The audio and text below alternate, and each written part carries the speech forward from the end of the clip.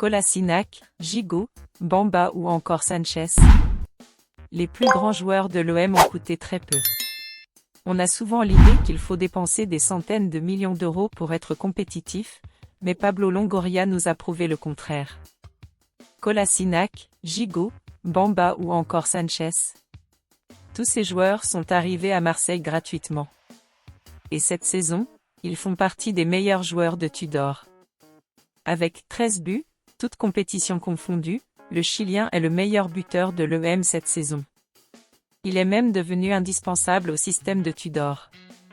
Quant à Bamba, c'est le joueur de champ le plus utilisé par le technicien croate avec 2961 minutes à son actif. Ces deux derniers ont même été élus, à 2 reprises, Olympien du mois par les supporters.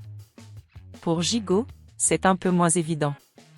Ce n'est que récemment que le natif d'Avignon a fait l'unanimité. Le Spartiate, comme il est surnommé, se démarque notamment par sa force de caractère. C'est un vrai leader, tout comme Kolasinac qui a redoublé d'efforts après sa tête manquée face à Tottenham. Depuis ce fameux match au Vélodrome, le Bosnien a marqué 4 buts et s'est autant imposé dans l'axe que sur un côté.